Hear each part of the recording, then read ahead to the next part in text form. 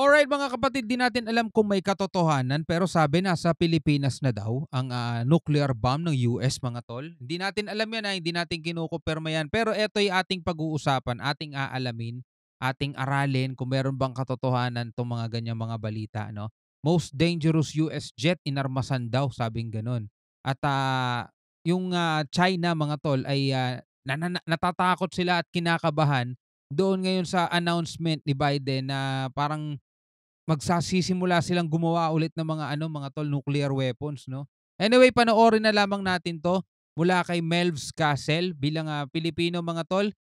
Dapat may pakialam ka sa mga ganitong klaseng balita, ganitong klaseng, mga video dahil dito may kapupulutan din naman tayo ng aral, eh. Kahit ito'y tungkol sa labanan mga tol, unang-una malalaman natin mga tol kung ano ang hindi magandang dulot ng mga ganitong labanan kaya 'wag nating naisin o pangarapin yan ay mangyari dito sa ating bansa.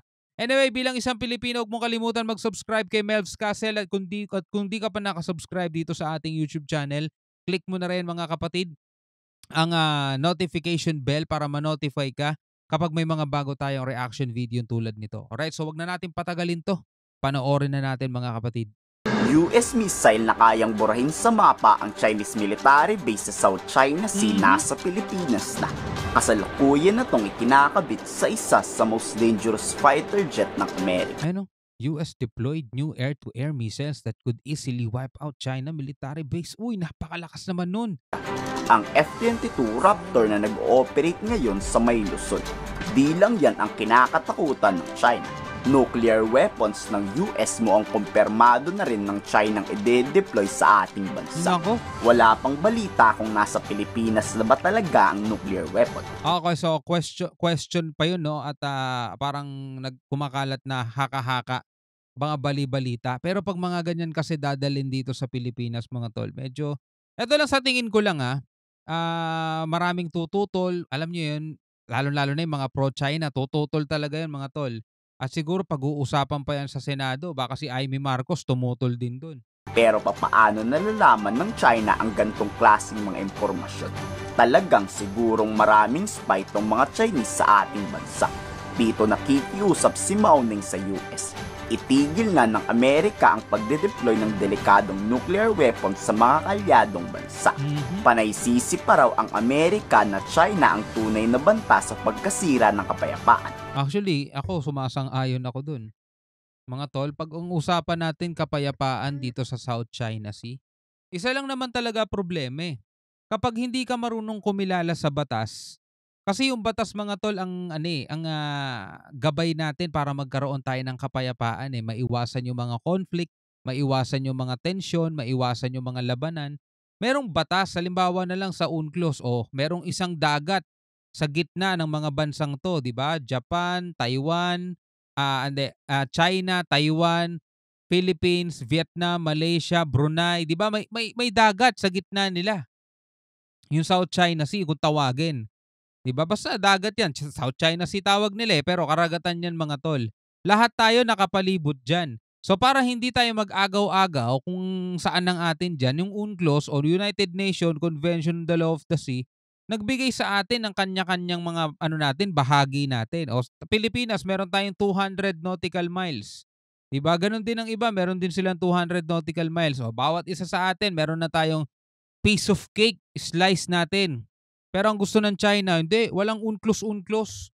Manahimik kayong lahat, akin lang yan, buong yan. O kaya nagkakaroon ng problema. O ngayon, anong ginawa ng China dahil hindi sila nanalo sa arbitral ruling? Talo sila, napawalang bisa yung claim nilang 9-dash line. Ang ginawa nila, padala na lang na magpadala ng barko. Brasuhin na lang natin ang Pilipinas, bibigay din yan. Matatakot din yan. Takot lang nila sa lakas ng puwersa natin. O doon nila dinadaan. Pero ba't raw nagde-deploy ang US ng gantong klaseng delikadong armas? US raw ang taksil. US raw ang hindi mapagkakatiwalaan. China urges the US to fulfill its special and primary obligation of nuclear disarmament. 核裁军特殊优先责任，进一步大幅 Huwag kami, China. Alam naming marami din kayong ganyan. 实质性削减核武库，停止核共享，延伸威慑，扩大核联盟等破坏全球和地区和平稳定的消极举动。 Masyado raw pakialamero ang US. Batikos yan ni Mao Ning. Imbis raw na magsulong ng kapayapaan sa gulo, inuudyukan pa ng Amerika ang Pilipinas na lumaban sa China. Imbis na magsulong ng kapayapaan, kayo nga number 1 na gumugulo rito. 'Di ba? Pero mo, sila talaga number 1 na gumugulo dyan mga tol. Ayaw nilang kumilala sa batas 'Di ba? Kung susunod sila sa batas, aalisin nila lahat ng barko nila sa mga hindi naman nila teritoryo. Papayag sila na yung dagat na nasa gitna ng mga bansa is paghati-hatian natin bilang magkakapatid. 'Di ba? Paghati-hatian natin 'yan. Lahat naman tayo mga taong nakatira dito sa mundo 'Di ba? Ang problema mga tol, ayaw nila Ang gusto nila kanila yung buong yun Sabay sabing di naman China ang nagpapainit ng tensyon, kundi ang Pilipinas. 的当事方 The US is not a party to the South China Sea issue, okay tam? And has no right to intervene in the maritime issue between China and the Philippines, nor should they use the Mutual Defense Treaty as an excuse to jeopardize China's sovereignty and rights and interests in the South China Sea. Yung Mutual Defense Treaty na yan para sa depensa ng Pilipinas at Amerika yan. Defense nga di ba? Na if ever, kayong China, talagang ipipilit ninyo yung labag sa batas na na claim ninyo at sasaktan ninyo ang Pilipinas, meron kaming Big Brother na tutulong sa amin. 无权介入中非两国之间的涉海问题，更不得以美菲共同防御条约为借口 Saka kayo magaganyan-ganyan kapag legal na yung mga claim nyo. 侵害中国在南海的主权和权益。美方应当 The US needs to stop instigating confrontation in the South China Sea and refrain from undermining stability and fueling tensions in the region. Biruin mo yan. Lahat talaga isisisi nila sa iba mga tol, no? Kahit alisin mo yung US sa picture mga tol bakit nagkakaroon ng tensyon Biruin mo ba naman banggain yung mga barko natin, magpalipad kayo ng flares, 'di ba? Harangin ninyo lahat ng mga barko namin, magpalipad kayo ng helicopter Sino gumagawa ng tensyon, 'di ba kayo?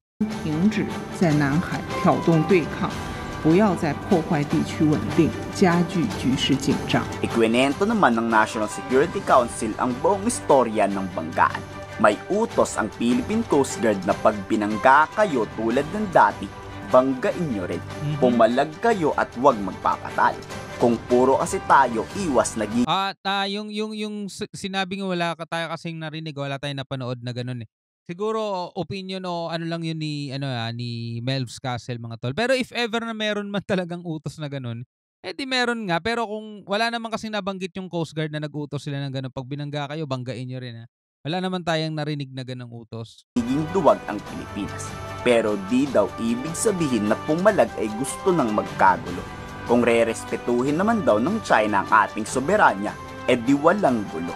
Bukas naman daw ang pakikipag-usap ang Pilipinas sa China, pero dapat itrato tayo ng tama ng mga China. Well, in line with the President's directive, no? Kasi if we will be going beyond diplomatic or peaceful approach, you can just imagine, maybe if you're referring to more kinetic actions, that would not be to the best interest of our country and of China. Yan ang narinig natin, hindi yung pag binangga kayo, banggain nyo rin. Kumbaga ang sinasabi rito, mas maganda daw yung ginagawa natin ngayon na puro tayo diplomatic protest. Kasi kung gagamit daw tayo ng more on kinetic actions nga, hindi siya mapapakinabangan sa Pilipinas o yung interest ng Pilipinas, hindi makakatulong mga tol. Yun ang sinasabi rito. And even in the region. So we're looking at this approach. We can never go wrong by using this diplomatic and peaceful approach. And we are compliant to the code of conduct that we have signed in 2002. That among others, parties will exercise restraint in the conduct of activities that would complicate or even escalate the dispute in the area, among others. Matalino rin tong US kung sakali man kasing talaga makipagbakbakan ng Pilipinas sa West Philippine Sea, may bawing ipanglalaban ang AFP. Kayo sa tingin niyo, tama lang ba ang paghahanda ng Pilipinas at Amerika? I-komento sa baba. Wala naman laging mali sa paghahanda sa kahit na anong bagay mga tol. lagi namang paghahanda eh. Mula nung bata ka, inihahanda ka na para sa ganito, inihahanda ka para sa ganyan. Laging may paghahanda mga tol. 'Di ba? Kahit nga sa mga sasakyan natin, sa sarili natin, insurance, paghahanda 'yun eh para if ever na something happen mga tol, hindi ka mabibigla o hindi ka masya kasi handa ka eh. 'Di ba? Halimbawa sa mga lindol may mga drill, handa ka dapat diyan. Sa mga kalamidad, handa ka dapat diyan. Pinapatibay mo yung bubong ng bahay mo. Kung dati kayong binabaha, paghahandaan mo na sa susunod, 'di ba? Wala talagang wala talagang masama at wala talagang mali, lagi lalo na sa paghahanda.